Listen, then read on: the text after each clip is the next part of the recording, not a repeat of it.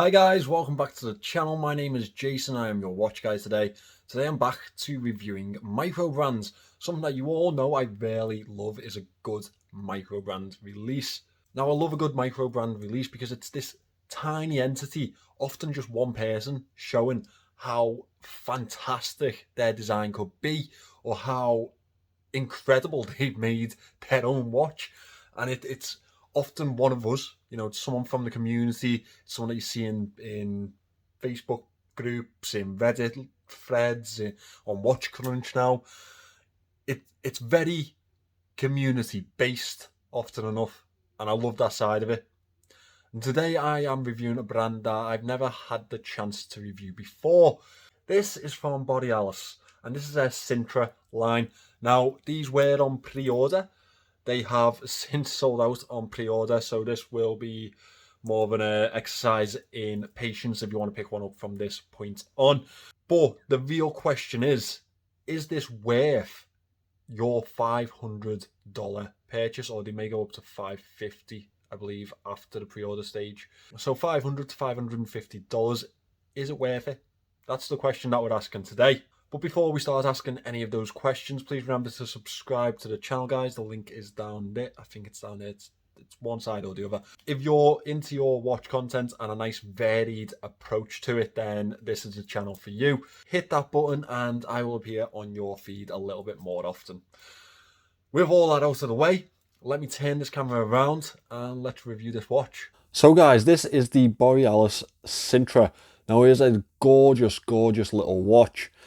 Let me talk to you about the dimensions before we get into anything else. Very wearable, 41.4 millimeters in diameter. It is 46.4 millimeters lug to lug. We have a 12.5 millimeter thickness, including this very, very premium sapphire crystal. The lugs themselves are 20 millimeters wide. Now, we can clearly see where this takes inspiration from. Well, in fact, I'll show you the casing. Not far off, is it? I believe this actually takes inspiration from the Omega Aquaterra range. Now, that's not a bad thing at all because it is a gorgeous watch. This is what I definitely consider a homage to that piece, although we do have a few changes. One being that absolutely gorgeous dial. The argument that I'm having with myself today is, would I pay $550 for a homage to a watch that I really like? So let's start talking about what this piece offers and see if we can get down to the bottom of that. So we have a Miyota 9015 in the Sintra. This was a prototype and had a PT5000 in here, but they decided to change that to the 9 series Miyota. I believe it's either the 9015 or the 90S5, depending on which one you pick up. The casing is fully stainless steel, and we do have a nice mixture of polish and brushing through the casing itself. One other thing to mention is that these end links will be female over male in production pieces, which is, again, as long as the bracelet is built to a really good quality in production, that'll be a nice improvement also. We have a nice brushed finish to the side of the casing. The curved polished sides on this piece really do accent the watch very nicely and really give a three-dimensional shape to it. Now, that is not much to thank to Borealis. That is definitely an Omega note. We have a screw down crown with the Borealis logo etched into the center there and sandblasted. Very easy to grip hold of. Obviously, the first position is the date. Second position is the handset. Very easy to manipulate this crown. Not one that I've had any issues with at all, to be fair. We have a mermaid on the case back here, a negative to the sandblasted effect in the center. We have all the usual information around the outer edge. Now, quite a plain screw down case back, that one. However, it's not what we're going to be looking at, is it? We are obviously going to be looking at this beautiful piece instead. We have a double domed sapphire crystal in this one, and it protrudes the casing absolutely fantastically. You can see the brushed fixed bezel on the outer edge of that, and then from there upwards is the crystal itself. Really premium feature that, and it does have some low levels of AR coating to help with the visibility of this piece in certain lights. Altogether, this watch is provided with 200 meters of water resistance, and you can probably qualify this as a water capable piece. However, we don't have a bezel or anything like that. It'd be perfectly fine for swimming in or the light snorkel type of activity. One thing that it definitely packs from a diver is its Lume shot, and I'll get to show you that shortly. Now, as we move into the dial, the textured effect on this dial paired with a little sunburst effect is absolute art. It just really does capture the eye so well. Almost like a fine piece of painted artwork. When you get really close and you can see the texture of the artist's brush, it's just an absolutely fantastic dial to have a look at, and one that you can really enjoy on wrist. And that's one thing that Borealis have definitely nailed here, the dial. And since they've kind of moved to this homage type of aesthetic, they've really nailed their dials down. And you can see that in their Adrage series also, one that I really did enjoy when I saw it in the forums online.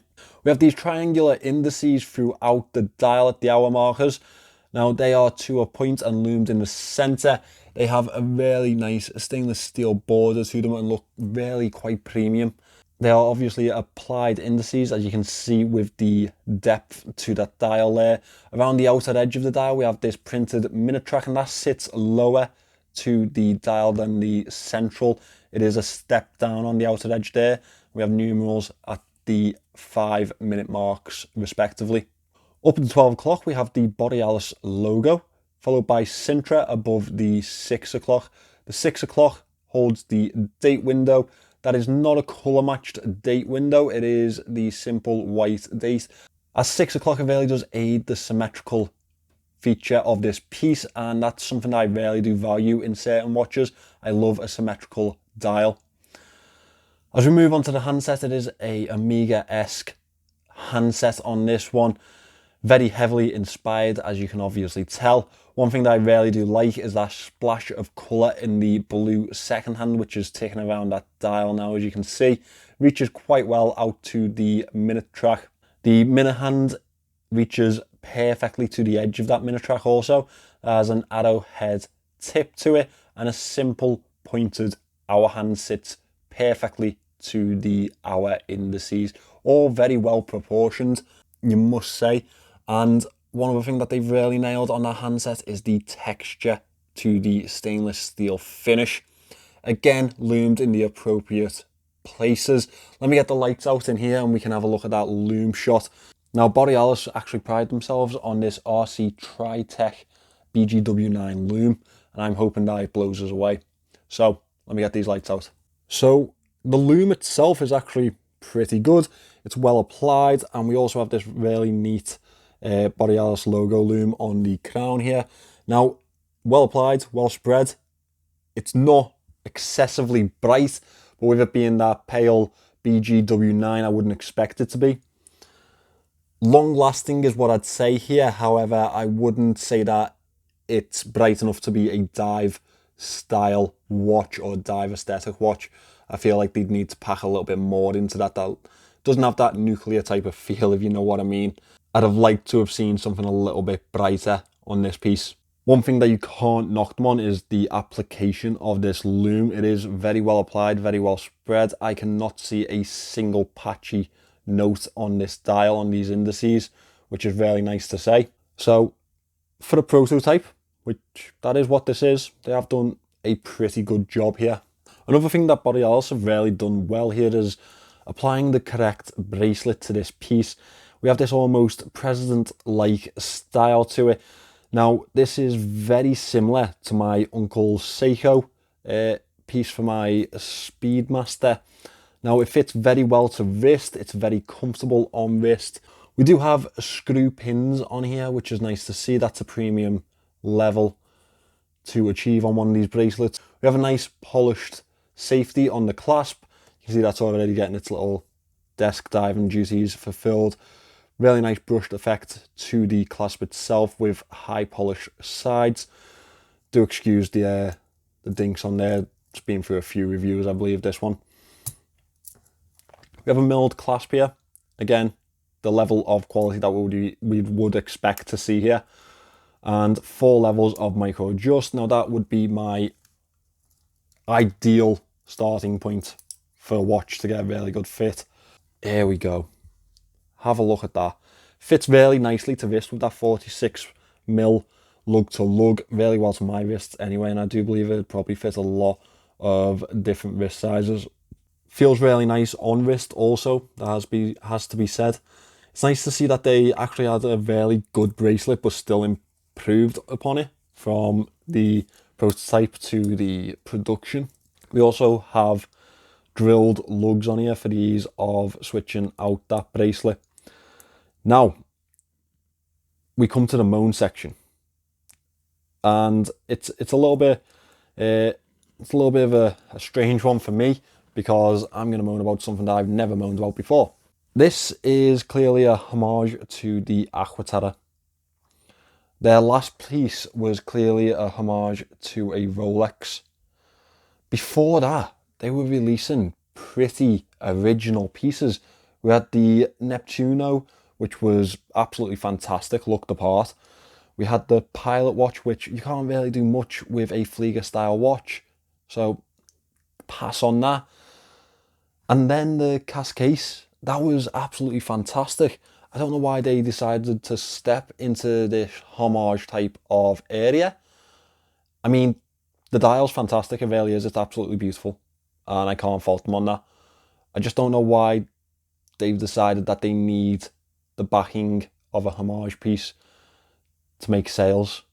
It kind of confuses me, that. Now, the pricing is a little bit... Now, the pricing, I think that is probably the peak of what they can charge for a 9000 series movement in what is essentially a homage piece. It's very, very well made, absolutely fantastically made. The casing is beautiful. However, it is still a homage. It's hard to get away from that. Personally, big fan of homage watches, but I buy them around £70 to £200. That's probably where my end point is, because I wouldn't pay $550 for a homage to the Aquaterra. I mean, I love the Aquaterra, beautiful watches. I'd probably just carry on saving to get the Aquaterra, if I'm honest, at that point. And that's something that you probably never heard me say before. So, first for everything. Thirdly, the pre-order structure. I'm not the biggest fan of it, and it's the way that it's advertised. Now, they advertise these as $250 pre-order. What they don't clearly explain in that price, I think there's a little note at the bottom. You then have to pay another $250 when the piece is completed. I kind of think that you either give them the entire amount or not, you know? Or you just do a waiting list. It's just, yeah, that kind of threw me off a little bit when I was looking at these pieces. Now, I've really praised the build quality of this watch. It is an absolutely fantastically built watch. But one thing that they really need to do in their production piece is sort out these end links and how they fit to the casing. See that wobble there? That's not a $500 watch, man. That needs to be fixed. I mean, I'd like to say that it's just because it's been through the hands of so many reviewers that have roughed it up a little bit. But I mean, that's definitely a sizing issue, isn't it? And I noticed it more clearly when I had the light over the lugs themselves, and you can see the gap. So I'd like to see that fixed before production, to be quite honest. That all being said, Borealis were definitely one of those companies that I really was looking forward to working with, because they do produce really spectacular dials, this one included. So it's been a pleasure to review this one. Thank you to them. And I'm pretty sure they're not going to take my complaints too seriously, considering that these watches are now sold out on pre-order. So well done to Borealis for that. So guys, that is the Borealis Sintra. As I say, this has sold out on pre-orders. So if you did want to pick one up, you are going to have to wait for a restock. They are $500 at pre-order, but I do believe that they step up slightly to $550 after pre-orders. That's where the rest of them are priced, so I imagine that's where it's going to sit around. My issue with this Borealis is really that I like brands that follow the Phoebus type of route. Now, the Phoebus type of route to me is they kind of start off with a homage. Well, they definitely start off with a homage to another really successful brand, and then they move slightly into their own type of market. They start bringing out their own designs, and that's when they really flourish into the market, and that's where they start to offer the best possible pieces. Borealis for me have kind of gone the other way, and I'm not sure I like that route. I could be wrong. They do have a big following and they do sell out their pieces, so who am I to say that this is the wrong way for them to go? I'd just like to see in the next one something a little bit more original. Hopefully I get to see the next one after this. I mean, I haven't been the most positive. I've tried to show you how nice the dial is. It is absolutely spectacular. If you wanted to check one of these out or see if there is a email notification option on their site, it is linked in the description. Thank you to them for sending this in for review. I don't get to keep hold of this one, guys. It does have to go on to another reviewer.